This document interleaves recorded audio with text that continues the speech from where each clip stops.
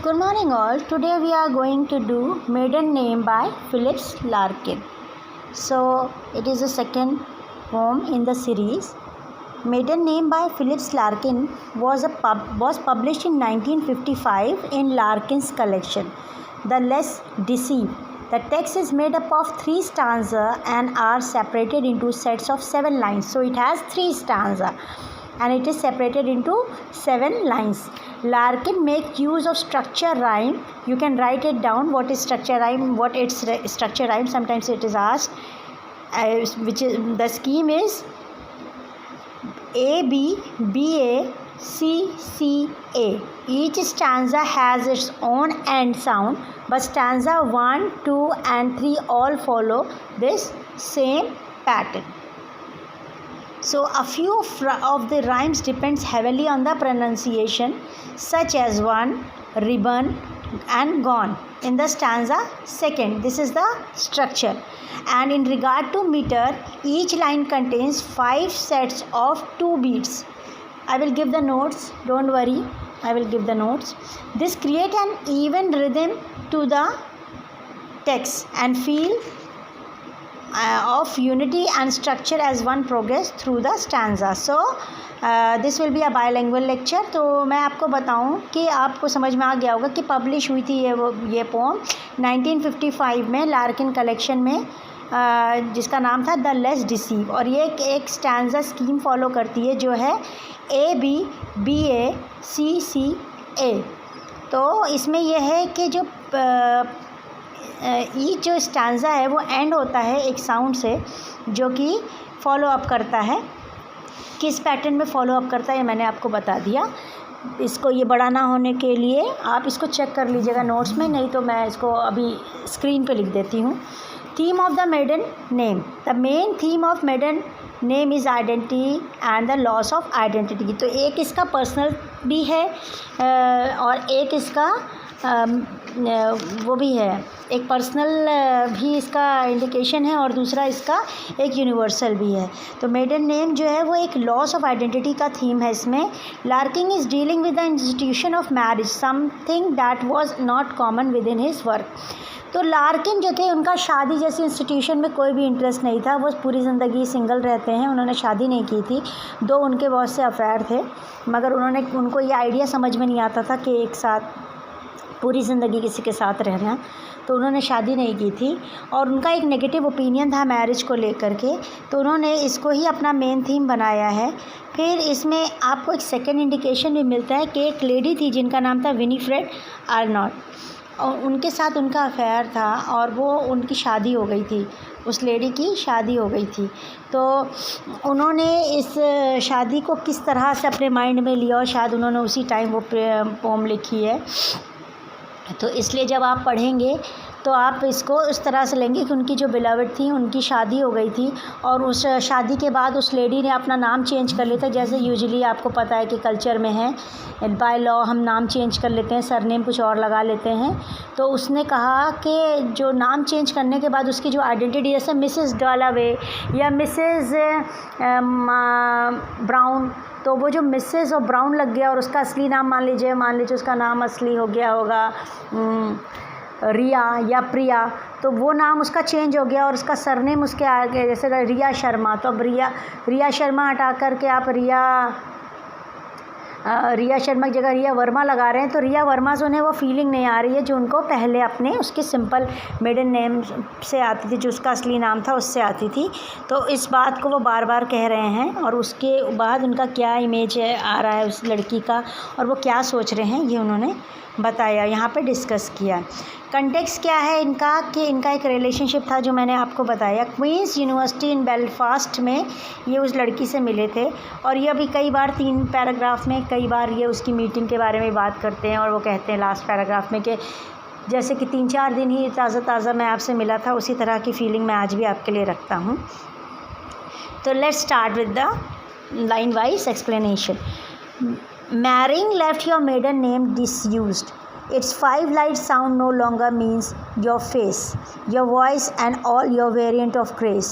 For since you were so thankfully confused by law with someone else, सो वो यहाँ पे कहते हैं कि जब तुमने शादी करी ना, तो जो तुम्हारा मेडन नेम था, पहले वाला नाम, जो girl as a girl maiden थी, तुम एक गर्ल थी तब तुमने रखा था, तो जो तुम्हारा पहले वाला नाम था वो खो गया और अब वो डिसयूज़ है, मतलब बेकार हो गया। अब जब से आप मान लो रिया शर्मा थे, तो अब आप रिया गुप्ता हैं, तो आपका जो शर्मा वाला टाइटल था, जो आपका रिया शर्मा आप बुलाए जाते थे, वो अब डिसयूज़ है, वो बिल्कुल अब इस्तेमाल में बेकार हो गया। जैसे कि हम कोई नई चीज़ ले आए तो हमारी पुरानी चीज़ बेकार हो गई। तो वो ये कह रहा है कि अब जो तुम्हारा पुराना नाम था वो डिसयूज़ हो गया है। और फिर वो ये कहता है it's 5 light sounds no longer means your face. अब जो ये 5 लाइन में मिला करके जब ये बनता था नाम तुम्हारा, मान लो प्रिया बनता था, जो 5 अल्फ़ाबेट बना के तुम्हारा नाम बनता था, वो अब हमारे लिए कुछ नहीं है, रह गया। या जैसे फ़ोनीम मिला के नाम बनता है, साउंड, जैसे आपने आवाज़ सुनी प्रिया, तो आपके दिमाग में प्रिया एक जो इमेज बनती है वो अब नहीं है। तो थोड़ा सा लिंग्विस्टिकली ये बात कर रहे हैं। Your voice and all your variants of grace, जो भी तुम्हारी आवाज़ आती थी उस नाम के साथ सुनाई, दिमाग में याद रहती थी, और तुम्हारे जो खूबसूरत फीचर्स थे, हाथ पैर बाल नैन नक्श, सब नहीं आते अब मेरे दिमाग में। For since you were so thankfully confuse, अब तो तुम इतनी कन्फ्यूज़ हो थैंकफुली कि समाज ने तुमको शादी करने के बाद इतना बढ़िया तरीके से कन्फ्यूज़ कर दिया है कि तुम्हें पता ही नहीं है कि तुम्हें अब फिलिप्स लार्किन के पास होना चाहिए और तुम किसी और के पास हो। For since you are so thankfully confuse by law with someone else, अब तुम किसी और के साथ हो और तुम्हें कन्फ्यूज़ भी हो क्योंकि लॉ ने तुम्हें कन्फ्यूज़ कर दिया। Marriage is a lawful contract, तो मैरिज के बाद तुम और भी कंफ्यूज हो। You can not be semantically the same that young beauty, it was of her that these 2 words were use. वो कहता है कि अब तुम सिमेंटिकली का मतलब होता है मीनिंग से। जैसे कि अगर मैं आपसे कहूँ कि किसी का नाम लूँ, जैसे मैम शकीबा मैम, तो शकीबा मैम के बाद जो आपके दिमाग में आती होगी शक्ल, वो मेरी शक्ल होगी और आप उस मीनिंग से समझते होंगे शकीबा मैम। लेकिन अगर आपने इस नाम को मैं चेंज कर देती हूँ, कल को मैं नाम अपना आनंदिता रख लेती हूँ या मालविता रख लेती हूँ, तो अब आप मेरे शक्ल को नहीं इमेजिन कर पाएंगे, आपके लिए वो मतलब सेम नहीं रह जाएगा। ये इस चीज़ का बहुत अच्छा एग्जाम्पल आप अपनी टीवी से ले सकते हैं कि अगर कोई कैरेक्टर चेंज हो जाता है, हमारे सीरियल्स में किसी की शक्ल चेंज कर दी जाती है, तो हम उसको फिर उस तरह से नहीं देख पाते। जैसे अमन है, कोई हीरो है किसी सीरियल में, वो चेंज हो गया, उसका नाम बदल दिया गया, तो अब आप उसको वैसे नहीं देख पा रहे। तो हमारा दिमाग सिमेंटिकली और वर्बली किसी चीज़ को, 2 चीज़ों को एक साथ रख के समझता है। लेकिन वो ये कह रहा है तुम्हारी शादी के बाद मैं तुम्हारे नाम को तुम्हारे साथ नहीं अटैच कर पा रहा हूँ और तुम मुझे अब वैसी सेम सिमिलर नहीं दिखती, नहीं सोच पाता हूँ। It was offer that these 2 words were use, जैसे कि तुम्हारे लिए पहले यूज़ होता था। मान लीजिए उसका नाम अनीता था या रिया गुप्ता या प्रिया गुप्ता था, प्रिया शर्मा था, तो अब वो वैसा नाम नहीं सोच पाता। आगे बढ़ते हैं, being going further. Now it's a phrase applicable to no one, line just where you left it scattered through. अब ये नाम बिल्कुल बेकार है, अभी किसी के लिए यूज़ नहीं होता है।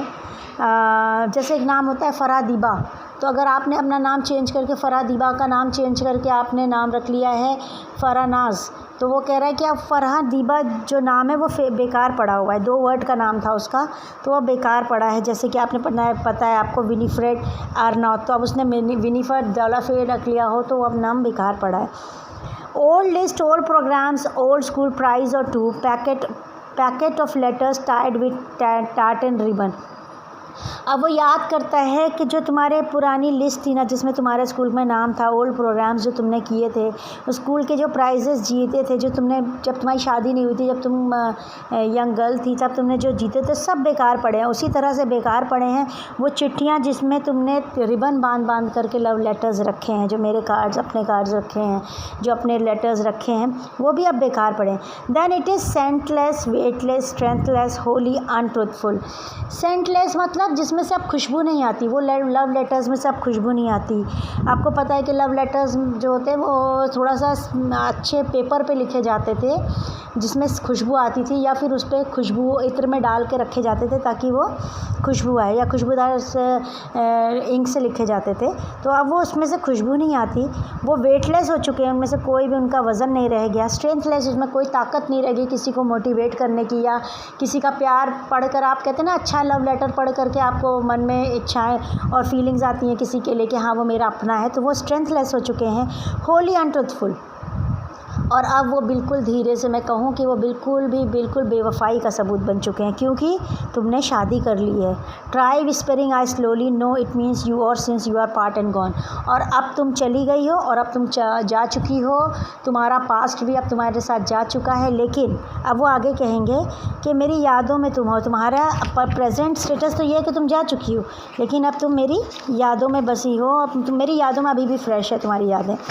It means what you feel now about you then. It means what we feel now about you then. How beautiful you were and near and young. कितनी प्यारी थी तुम। अब तुम्हारे बारे में बताता हूँ कि अब मैं तुम्हारे बारे में क्या सोचता हूँ। तुम कितनी प्यारी थी, कितनी ब्यूटीफुल थी, कितनी यंग थी। So vivid, so might still be there among. और तुम अभी भी उतनी साफ, उतनी पाक, उतनी क्लियर मेरे सोच में, मेरी यादों में तुम अभी भी हो। Those first few days unfingered marked again. जैसे कि मैं तुमसे नया जब यूनिवर्सिटी कॉलेज के बाहर मिला था और तुम 2-3 दिन हुए थे हमें मिले हुए, तो हमारी बातें एकदम फ्रेश थी, हम एकदम एक दूसरे से एकदम अनफिंगर मार्क्ड, मतलब कोई निशान, कोई दुख, कोई दर्द हमारे रिश्ते में नहीं था। अनफिंगर्ड मतलब एक उंगली का भी निशान नहीं था, उतनी तुम पाक थी मेरी यादों में, वैसे ही आज भी हो। So your name shelter a faithfulness. जब तक तुम्हारा वो नाम था ना, फरादीबा था, या जो इन्होंने नाम बताया विनफ्रेड अर्नॉट, जब तक तुम्हारा नाम था ना, तब तक तुम मेरी यादों में फेथफुल थी, तब तक तुम मेरे लिए फेथफुल थी। जिस दिन तुम्हारा नाम चेंज हुआ, इसका मतलब जिस दिन तुम्हारी शादी हुई, instead of losing shape and meaningless with your departing luggage laden. जिस दिन से तुम्हारा नाम चेंज हुआ ना, जिस दिन से तुम्हारी शादी हुई, जिस दिन से तुमने अपना मेडन नेम छोड़ा है ना, उस दिन से तुम मेरे लिए वफ़ादार नहीं रही। और अब तुमने जो अपना नाम जो छोड़ा, तो तुम मेरे लिए शेप खो चुकी हो, मीनिंग खो चुकी हो। अब तुम्हारे लिए जो डिप्रिसिएटिंग लगेज है, ये वर्ड का मतलब होता है वैल्यूलेस बैगेज। तो जो तुमने ओढ़ा है ना अपने ऊपर वैल्यूलेस बैगेज, जो बेमूल का बेमौल का अपने ऊपर जो बैगेज ओढ़ा है ना तुमने, जो भार लाद रखा है, उसके वजह से तुम अब मेरे लिए एकदम शेप खो चुकी हो, मीनिंग खो चुकी हो, और धीरे धीरे तुम भी वैसे ही बन जाओगी शायद। तो वो इस बात को एक्सप्लेन करते, तो एक तरह से आपको एक लवर का फ्रस्ट्रेशन भी दिखता है, एक तरह से डिसअपॉइंटमेंट दिखता है। तो फिलिप लार्किन ने इसको विनफ्रेड अर्नॉट के लिए लिखा, और विनफ्रेड अर्नॉट के लिए, और उसमें अपना बहुत ही क्लियर दिखाया है, ऐसा दिखाया है कि जो आप रिलेट कर सकते हैं। अगर आप किसी को खोने के बाद, वो कहते हैं जब आप उसकी हर एक बात याद करते हैं और फिर आपके लिए वो मीनिंगलेस भी हो चुका होता है, तो आप इसको रिलेट कर सकते हैं। अगर जैसे किसी का ब्रेकअप होता है, तो वो कैसा होता है, पहले वो आपके लिए इतना बड़ा होता है, इतनी बड़ी चीज़ होती है, वो आपके लिए पूरा वर्ल्ड होता है। फिर जब आप छूट जाता है वो आपसे, या आप किसी की शादी हो जाती है, तो उसकी पहली पहचान के साथ साथ, उसकी शादी के पहले वाले नाम के साथ साथ उसकी मीनिंग भी ख़त्म हो जाती है, और उस नाम की भी मीनिंग ख़त्म। Thank you very much, I hope it is understandable.